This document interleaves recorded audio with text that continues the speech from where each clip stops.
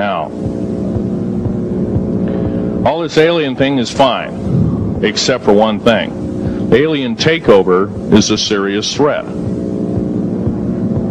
Kept totally out of the public view, off the surface, I'm sure the underground bases, without question, are being used as a place to house alien takeover.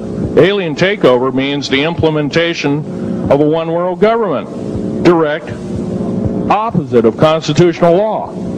Direct opposite of freedom of choice, freedom of religion, other freedoms that go with it.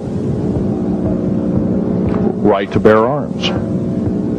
We are the militia of the United States. Every single person who believes in the Constitution of these United States and its Bill of Rights is a militia member. Are we going to tolerate what we've heard from Ruby Ridge? Are we going to tolerate what we've heard from Waco? Are we going to tolerate that a fertilizer bomb blew 6 sub-basement floors? And I'm telling you something about sub-basement floors of a World Trade Center. They're 29 feet thick each with 7 kinds of rebar reinforcement. The only weapon capable of doing such destruction and melting the concrete and extruding the rebar and the I-beam steel up to 6 feet in length longer than it originally was and melting the ends of it is a nuclear weapon. Now, the people they have in custody as fall guys may have been able to produce weapons and bombs and kill rabbis in New York, but I hate to tell you this, they did not have anything to do whatsoever with the World Trade Center bombing.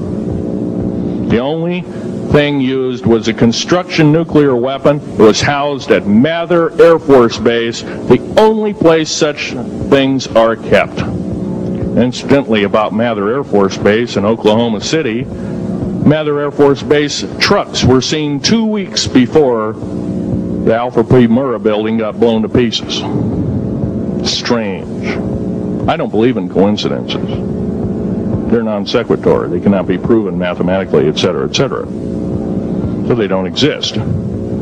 However, Oklahoma City bombing, a fertilizer, and a fuel oil bomb. Give me a break, folks. You can blow that one by my ears, but I'm not a dummy, and neither are you. Neither is anybody in this room. We've been lied to, and the lies have got to stop, and they must stop immediately.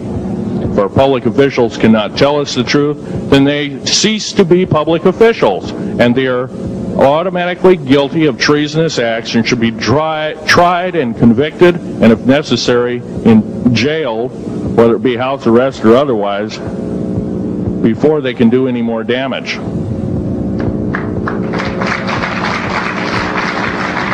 Janet Reno. Janet Reno is a confirmed lesbian. She got out in front of public TV and said so. Janet Reno cheated her way through law school. It's provable. It's on the congressional record. It's also in question. It's on the law school that she graduated from. Her record is not spotless. There are thousands, there are tens of thousands of fine police women that could have done an exemplary job in a similar aspect. Janet Reno is a murderer of our children and should not be tolerated to live. Those that murder children, those that abuse children, those that sexually abused children should not suffer to live. The CS gas that was poured in onto the Waco complex of Mr. Koresh, CS, by the way, stands for cesium. Cesium is an atomic element. It's an isotope. It's a radioactive compound. It is deadly to people under the age of 10. Take one breath and their lungs are singed and they die in 72 hours or less. They poured that gas continuously for 48 hours on that compound. No, I don't believe in a lot of things. I don't believe anybody is that wicked that you have to kill them 100-fold over after they're dead. But this is the mentality of the people now ruling as kings and queens over us, and it must stop. If we allow another election to go by with the same ilk in the White House, we have only ourselves to blame.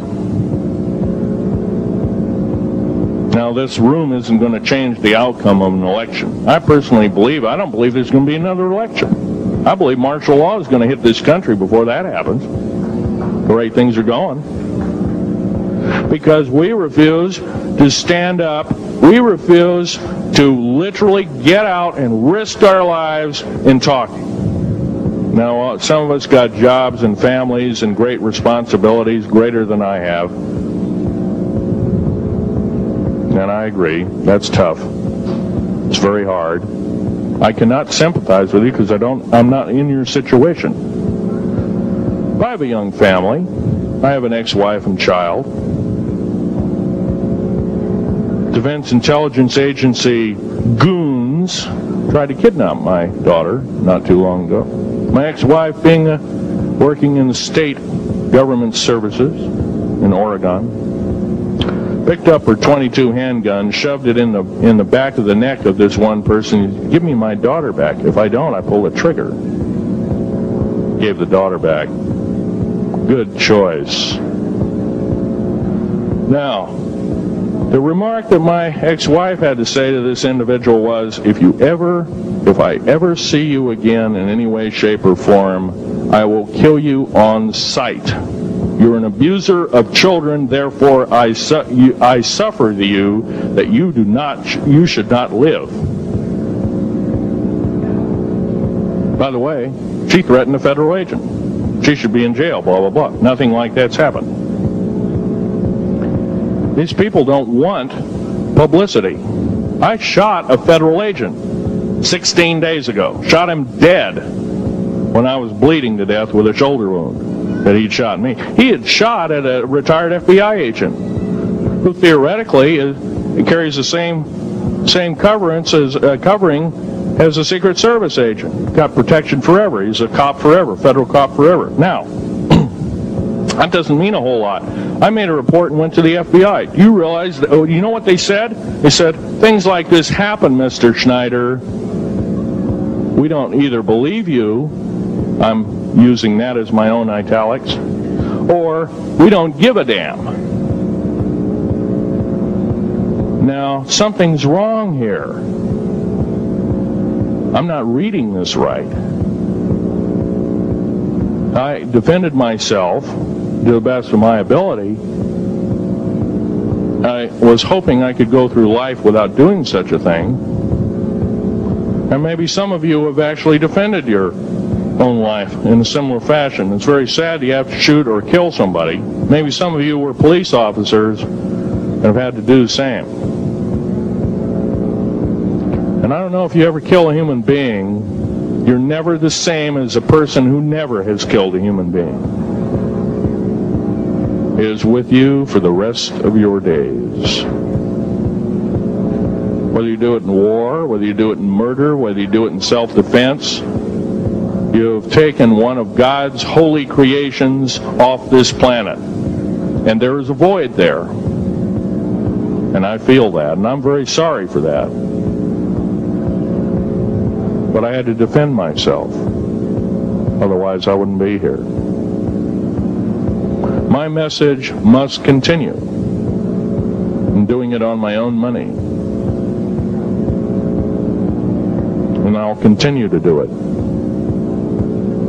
As long as it takes. As long as I've got to live. I've got cancer. I'm dying.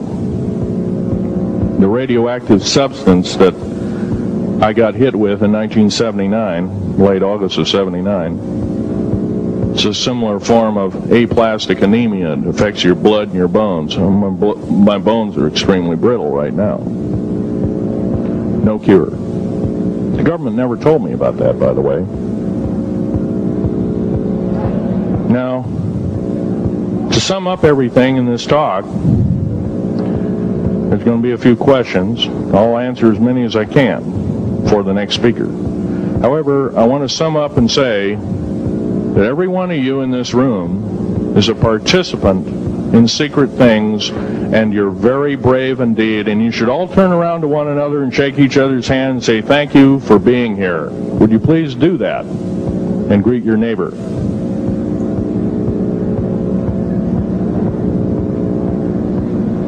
Now, this is the way the world should be. There wouldn't be any wars.